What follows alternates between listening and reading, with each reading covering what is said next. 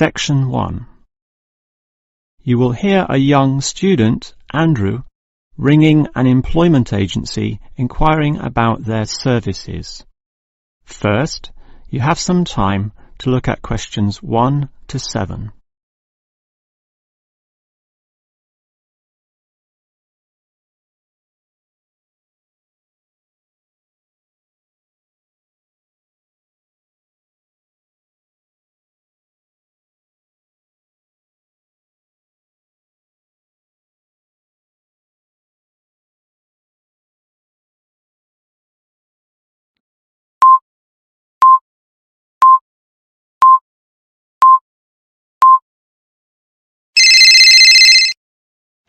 Hello, is this the AAA employment agency? Yes.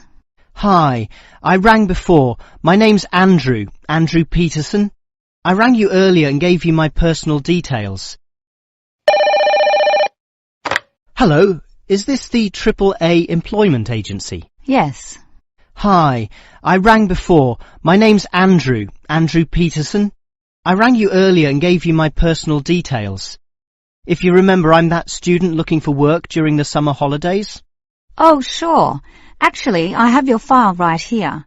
But we still need to add some further information. Yeah, that's what they told me, and that's why I'm ringing.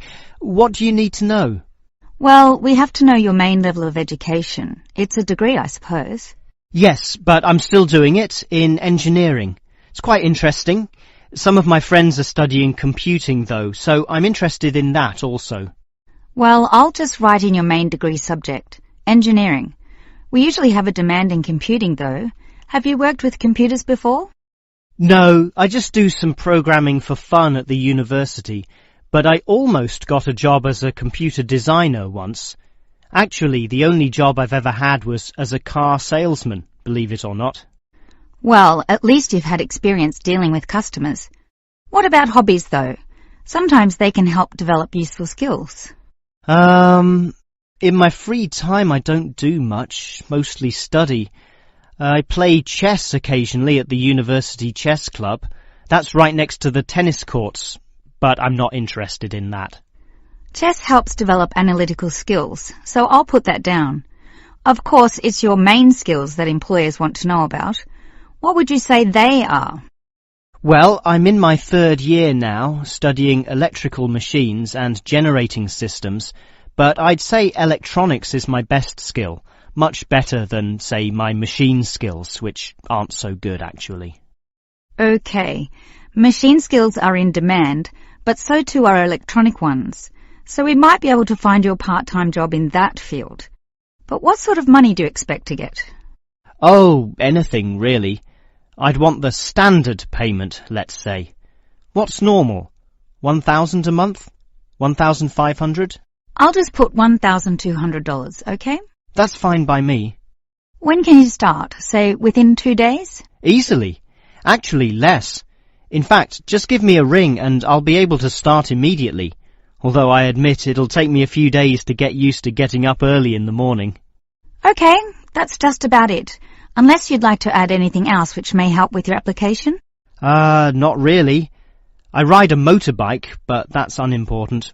I'm friendly, but every applicant claims that, right? I can speak another language. Ah, that might be useful, depending on the language. Is it Chinese? A Chinese speaker would go down well. Spanish, I'm afraid. You see, I grew up with some friends who came from South America. Okay, I'll write that down. But I don't think it will help that much, sorry to say. Before you hear the rest of the conversation, you have some time to look at questions 8 to 10.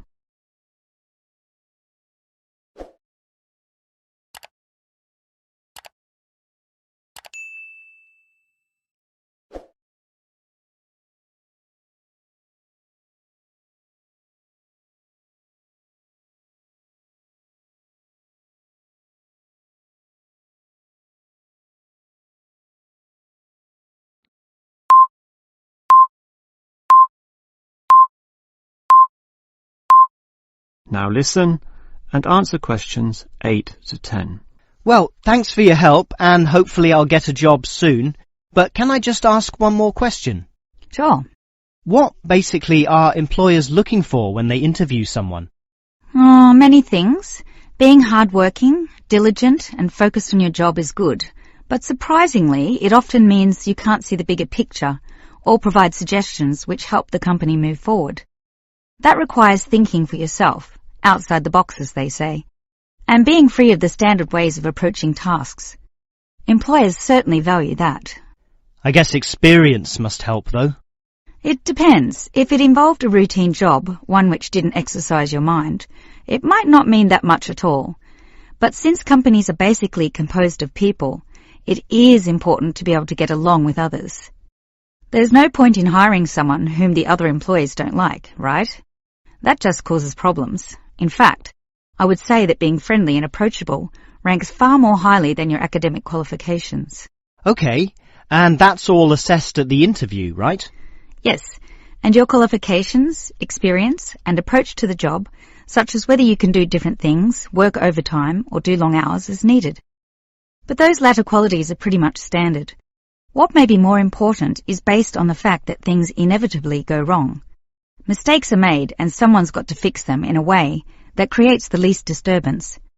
People with demonstrated abilities to do this are certainly regarded highly. I see. That's very interesting. That is the end of section 1.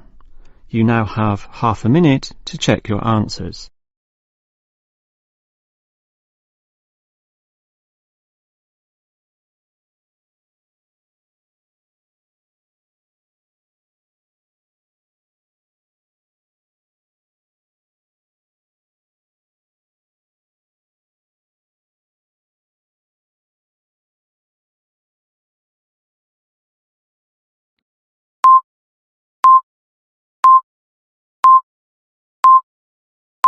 Now turn to Section 2. Section 2. You are going to hear a talk given by an international student. First, you have some time to look at questions 11 to 16.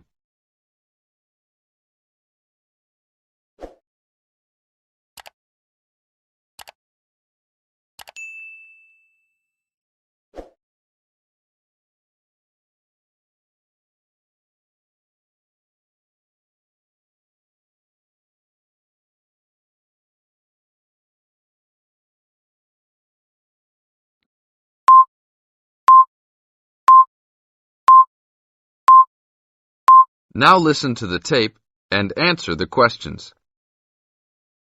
As an international student coming from Sierra Leone, it gives me great honor to give these opening remarks and welcome you all to Ashesi University, where excellence is the code. I believe I speak on behalf of my fellow colleagues when I say we feel that we are the most fortunate and privileged university students in Ghana. You may ask, what is the basis of such a conclusion? And I will simply say to you, in which other tertiary institution in Ghana do you find the same level of IT infrastructure and facilities available to students? Where also do you find such a low ratio of students to lecturers and computers? In which other educational institution do you find 55% of students on some sort of financial aid, who in addition enjoy services and benefits such as job placement after graduation, on-campus employment that pays above the minimum wage, a supply of textbooks, and access to online databases? Ladies and gentlemen, there is no other institution of higher education in Ghana today that matches the learning environment and the quality of instruction at Ashesi. I could continue listing reasons why we students feel this way, but I only have 5 minutes for this speech. Believe me, I could go on for hours. At Ashesi, everyone is considered a leader and is treated special. Ashesi equips us with the necessary determination, strength, and belief in ourselves to be able to achieve our goals. We are being taught to think outside the box and to question and challenge our assumptions about the world we live in. This, ladies and gentlemen, is one of the benefits of a liberal arts education, which seeks to broaden our intellectual capacity. Now look at questions 17 to 20.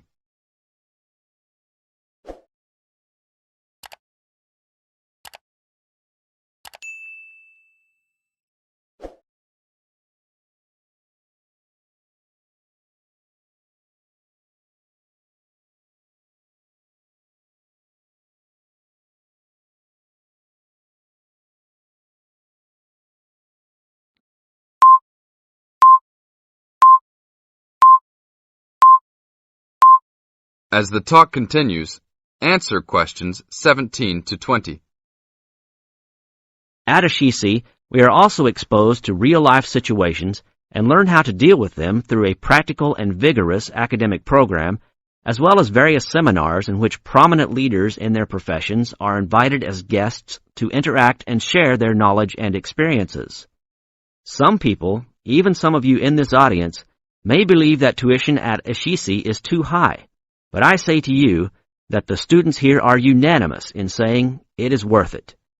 Not because we all come from well-to-do families, but because when it comes to one's education, you need to aim at getting the best from the right place. One's education defines who you are and what your perception of life and society will become. Ashisi offers us a top-quality education which meets high international standards. This is due to the strong linkages the school has established with three of the very best schools in the United States, namely Swarthmore College, which is ranked as the best liberal arts school in the U.S., UC Berkeley, and the University of Washington. In addition, Ashisi has recruited an excellent faculty consisting of lecturers from various countries, including Ghana, the UK, and the United States. These lecturers are among the best in their respective academic fields. I believe this is the school's greatest asset, a strong and knowledgeable team dedicated to achieving successful results from their students and who also love their job. I would like to end with a personal message. My fellow students, because we are among the most privileged in our society, we should take responsibility for our own destinies, make our parents proud, and create a legacy for those that follow us and Africa as a whole. We must give back to our society after completing school and achieving our goals in life, which I believe we all can if we properly utilize our time and take advantage of all that is offered here at Ashisi. This is the end of Section 2. You now have half a minute to check your answers.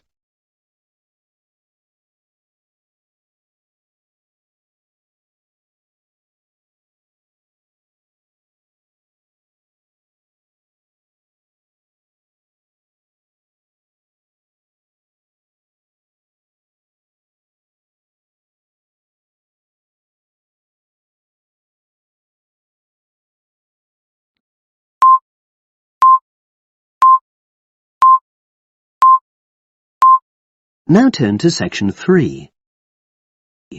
Section 3. You will hear two geography students talking. An older student, called Howard, is giving advice to a younger student, called Joanne, on writing her dissertation. First, you have some time to look at questions 21 to 24.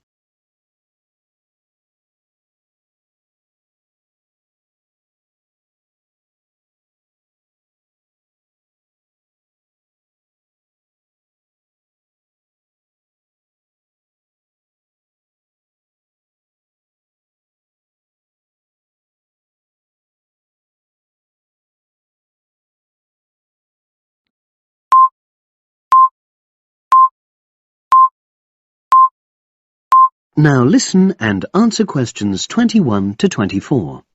Hi, Howard. I haven't seen you for a while. Hi, Joanne. Yeah, they're keeping us really busy on the postgraduate programme. But how are you?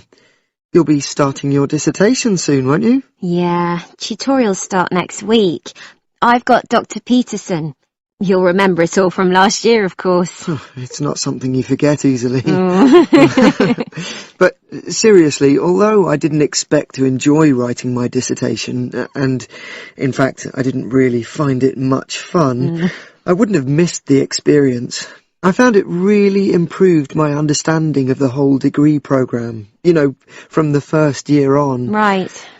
So, what are you doing yours on? Glaciated landscapes. Although I haven't decided exactly what aspect yet. I did mine on climate systems, so I can't help you much, I'm afraid. But you'll be fine once you start your tutorials. Dr. Peterson will help you focus. I know, and he'll set me deadlines for the different stages, which is what I need. My concern is that I've got tons of material on the topic, and I won't be able to stick to the word limit, I remember I had different concerns when I was doing my dissertation. Last year? Yeah, before my first tutorial, I did a lot of fairly general reading because I hadn't fixed on my topic at that stage. I actually enjoyed that quite a lot and really improved my reading speed, so I was getting through a lot of material. I was frightened I wouldn't remember it all, though, so I got into the habit of making very detailed notes. So, did you find your tutor helpful in getting you started? Yeah, we certainly had some interesting discussions, but it's funny, I saw a brilliant programme about climate change, and it was that really fired me up. It was talking about some recent research which seemed to contradict some of the articles I'd been reading. Now you have some time to look at questions 25 to 30.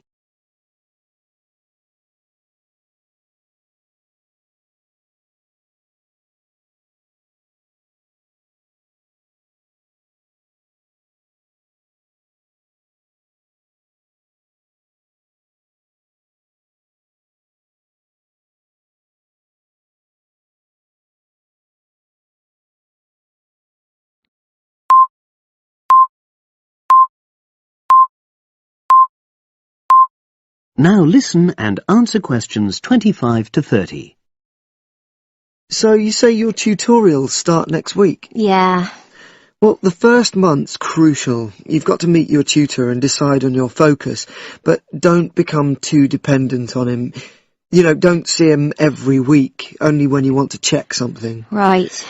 Once you've got the focus, you've got to get reading. It's helpful to look through the bibliographies for all the course modules relating to your topic, and get hold of any books you think you'll need. I haven't got much money. I mean, get the books from the library, far better.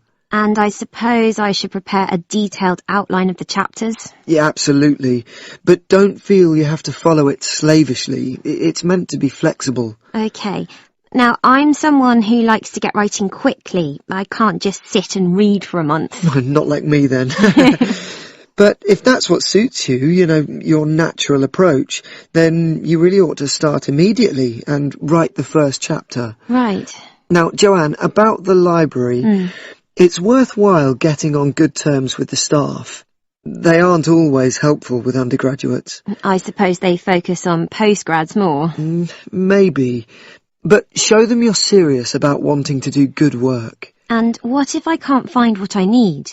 Well, there's interlibrary loans. Borrowing books from other libraries, but I've heard it isn't all that reliable. You're right, but you probably won't need it anyway. Be positive. The library is likely to have most things you need. And during the dissertation writing period, you can take out 15 instead of the usual 10 books. Should I look at previous year's dissertations? You can do. But I won't know which are the good ones. The library only keeps the best, and the staff can advise you. Are they willing to do that? Oh, yeah. And I'm worried about getting journal articles from the electronic library. Well, have you tried to find any yet? No. Well, you should. It's really straightforward. That's obviously something I'll have to look into. Dr. Peterson will help. Yeah, I know I can go to him if I have any worries. Except he will be away in the second month. It's the holidays. You should ask him what to do while he's away. Gosh, yeah. But I suppose I can get a lot of support from course mates. I know a couple of people who are thinking of doing the same topic as me. Take care. Collaboration can become dependency. I think you'd better see how that works out, what the people are like. You're probably right. About other reading, I suppose Dr. Peterson will recommend plenty of good articles to get me started. One thing I'd find out is what his attitude is to internet sources. Surely not in this day and age. I'd better get that sorted out right at the beginning. I would if I were you. And I've also got some questions about the research sections. How much time I should spend explaining the process? Well, I think that's up to you. You can see how it develops as you're writing. Okay. It's the same with things like time management. That's something a tutor can't really help you with. I agree. So, is there anything else you need me to go over? That is the end of section 3. You now have half a minute to check your answers.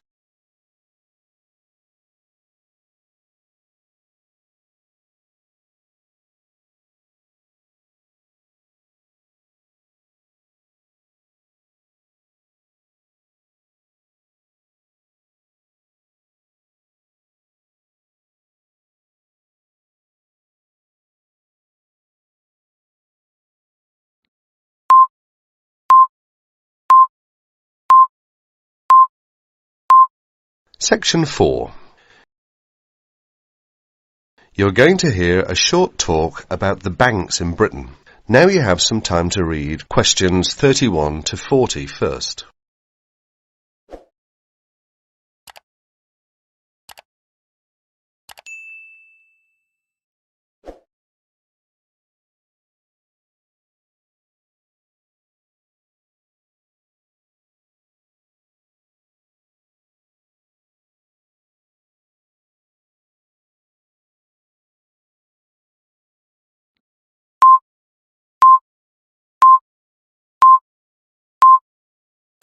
Good afternoon, everyone.